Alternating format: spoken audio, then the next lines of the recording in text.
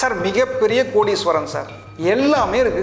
ஆனால் திருமணம் ஆகலை. திருமணம் ஏன் நடக்கலை அப்படின்னா, வடகிழக்கு மூலையில் நிச்சயமாக படிக்கட்டு இருக்கும், வடகிழக்கு மூலையில் நிச்சயமாக பாத்ரூம் போட்டிருப்பாங்க. இது அந்த ஆண்களை இறுதி வரை திருமணம் செய்யாமையே வச்சுருக்கோம் சார். ஒரு 4-5 பொண்ணு பார்ப்பீங்க சார், அந்த பொண்ணு எங்கேயுமே பரிகாரம் பண்ணியிருக்காது. நீங்கள் போய் பார்க்குறீங்க பாருங்க, நீங்களே அதுக்கு பரிகார நிவர்த்தி ஆகிடுவீங்க. அந்த பொண்ணு கல்யாணம் ஆகி அதுக்கு குழந்தை பிறந்துடும். யார் யாருக்கெல்லாம் திருமணம் ஆகலையோ, திருமணம் ஆகாத கன்னி பெண்ணுக்கு மாங்கல்யம் வாங்கி கொடுங்க. திருமணம் ஆக போற கன்னி பெண்ணுக்கு, திருமணம் ஆகாத கன்னி பெண்ணுக்கு 1 கிராம் தங்கம் வாங்கி கொடுங்க, திருமணம் நடந்துரும். நீ எதை கொடுக்கின்றாயோ அதை பன்மடங்கு பெறுகிறாய்.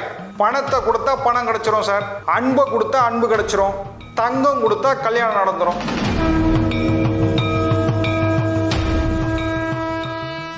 பக்தி கேஃப் நேயர்கள் அனைவருக்கும் வணக்கம். மத்தளம் கொட்ட வரிசங்கம் நின்றூத முத்துடை தாமம் நிறைத்தாழ்ந்த வந்தற்கீழ் மைத்துனன் நம்பி மதுசூதன் வந்தென்னை கைத்தளம் பற்ற கணா கண்டேன் தோழினான். சார், வாஸ்துல நம்ம நிறைய விஷயங்கள் பார்த்துட்டு வரோம் சார். நமக்கு நிறைய செல்வங்கள் வருது, நிறைய வருமானம் வருது, ஆனால் திருமணம் ஆகலை, குழந்தை பாக்கியம் இல்லை, ஒரு நிம்மதியே இல்லை சார்.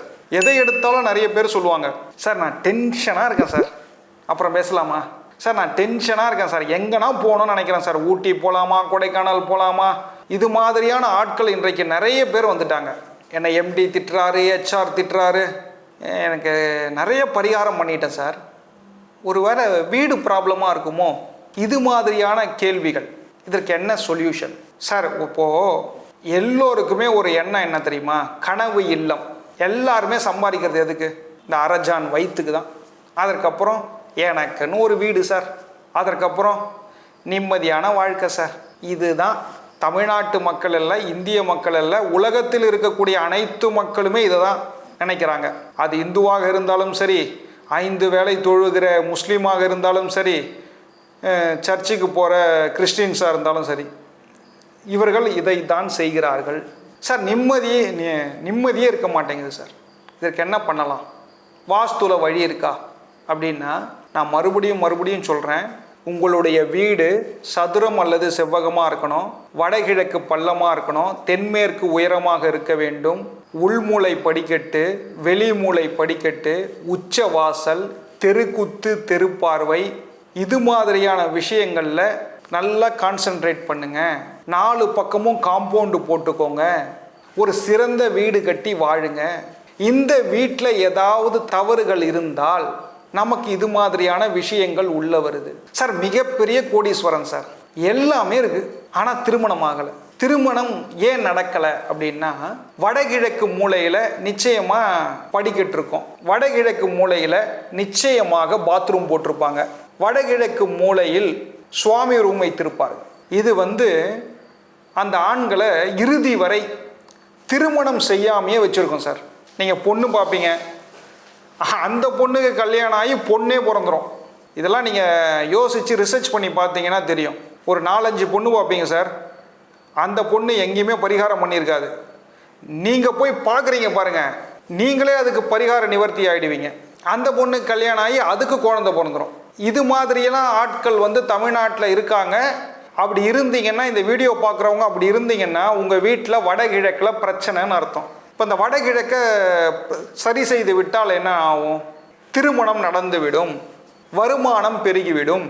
சார், இப்போது எனக்கு நல்ல வருமானம் இருக்குது, ஆனால் திருமணம் ஆகலை சார், அதற்கு என்ன சார் இப்போ பரிகாரம் அப்படின்னு கேட்டால், வாஸ்துவில் பரிகாரம்னு ஒன்று கிடையாது.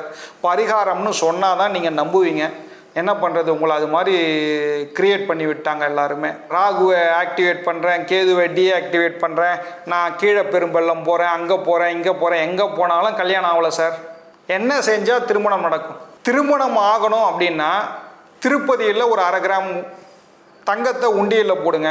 அப்படி இல்லைன்னா, கல்யாணம் ஆகாத கன்னி பெண்ணுக்கு ஒரு 1 கிராம் தங்கம் வாங்கி கொடுங்க. இல்லைன்னா கல்யாணம் ஆக போதா மாங்கல்யம் வாங்கி கொடுங்க சார், திருமணம் நடந்துவிடும். இவ்வளோதான் விஷயம்.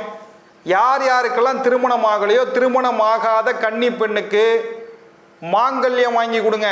திருமணம் ஆக போகிற கன்னி பெண்ணுக்கு, திருமணம் ஆகாத கன்னி பெண்ணுக்கு 1 கிராம் தங்கம் வாங்கி கொடுங்க, திருமணம் நடந்துடும். சிம்பிள் விஷயம். நீ எதை கொடுக்கின்றாயோ அதை பன்மடங்கு பெறுகிறாய். பணத்தை கொடுத்தா பணம் கிடைச்சிரும் சார், அன்பை கொடுத்தா அன்பு கிடைச்சிரும், தங்கம் கொடுத்தா கல்யாணம் நடந்துடும். சிம்பிளான விஷயம். இப்போ நிறைய பேர் வந்து என்ன பண்ணுறாங்கன்னா, திருமணம் ஆகலைன்னு சொல்லிட்டு நிறைய இடத்துல போய் பரிகாரம்ன்ற பேரில் ஏமாந்து கொண்டு இருக்கிறார்கள்.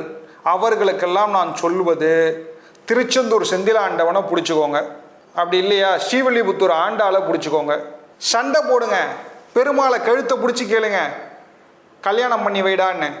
நிச்சயமாக தெய்வங்கள் இறங்கி வந்து செய்யும் சார், நமக்கு நன்மைகள் அதிக அளவில் நடக்கும் சார். இதெல்லாம் திருமணத்துக்கு சொல்லிட்டீங்க சார். இப்போ நிறைய பேர் வீட்டில் வந்து குழந்தை பாக்கியம் கிடைக்க மாட்டேங்குது. நிறைய ஃபெர்டிலிட்டி சென்டர்ஸ் வச்சுக்கிட்டு நல்லா பணம் பார்க்குறானுங்க. இந்த மாஃபியா ஃபீல்டு, மெடிக்கல் மாஃபியா. எப்படியாவது போகிறானுங்க, ஒழிச்சு போகிறானுங்க, விடுங்க. நாம் நம்மளை திருத்திக்கிட்டோம்னா அவனுங்கெல்லாம் காணாமல் போயிடுவாங்க. இந்த ஃபெர்டிலிட்டி சென்டர்ஸில் ஏன் அதிகமாக இருக்குது? நம்ம வீட்டில் வடமேற்கில் பிரச்சனை. வடமேற்கு என்பது இடுப்புக்கு கீழே. அப்போ அந்த பெண்ணுக்கு பிசிஓடி இருக்குது, அந்த பெண்ணுக்கு வந்து யூட்ரஸில் ப்ராப்ளம், அந்த பெண்ணுக்கு வந்து மென்சுரேஷன்ஸில் பீரியட்ஸில் சம்திங் ப்ராப்ளம் வருது. இதெல்லாம் வடமேற்கு பிரச்சனை. அந்த வடமேற்கை வந்து சரி செய்கின்ற பொழுது, வடமேற்கில் வந்து கோஸ் ஆகிருக்கும், வடமேற்கில் நீங்கள் வந்து உள்ள பாத்ரூம் ஆழமாக போட்டிருப்பீங்க, பள்ளம் இருந்துக்கும், வடமேற்கில் போர் போட்டிருப்பீங்க, வடமேற்கில் அந்த இடத்துல தான் வந்து கிணறு தோண்டி வச்சுருப்பீங்க, அந்த இடத்துல தான் குப்பையை கொட்டியிருப்பீங்க. இது மாதிரியான பிரச்சனைகள் உள்ளே வந்தால் குழந்தை பாக்கியம் தள்ளி போகும்.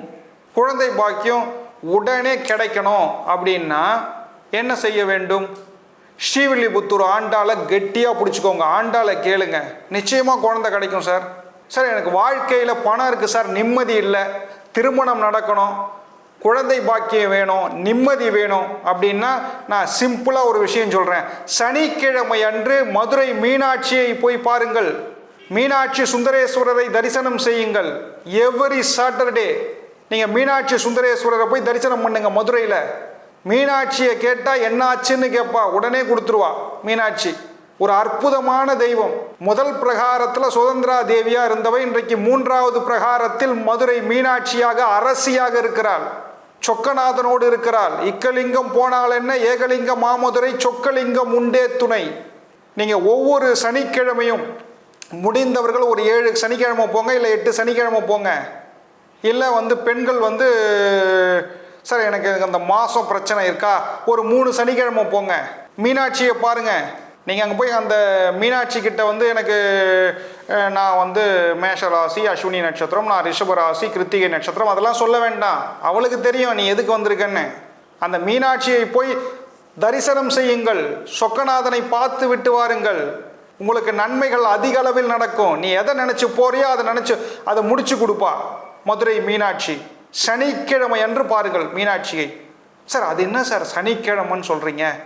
இந்த ஜோதிட ஜாம்பவான்கள்லாம் கேட்டு பாருங்க, சனிக்கும் மீனாட்சிக்கும் மிகப்பெரிய சம்பந்தம் உண்டு.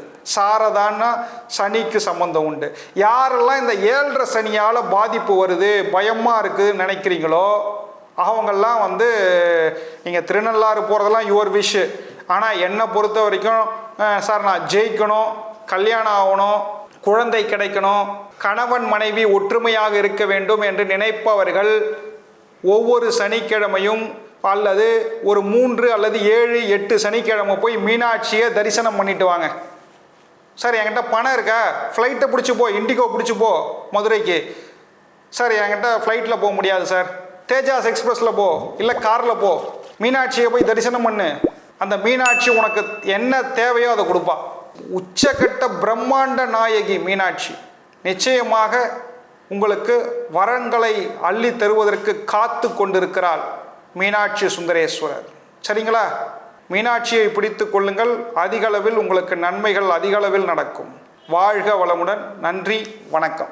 இந்த வீடியோ உங்களுக்கு பிடிச்சிருந்தா லைக் பண்ணுங்க, ஷேர் பண்ணுங்க, கமெண்ட் பண்ணுங்க. மறக்காம பெல் பட்டனை கிளிக் பண்ணிட்டு பக்தி கஃபே தமிழ் சேனலை சப்ஸ்கிரைப் பண்ணிடுங்க.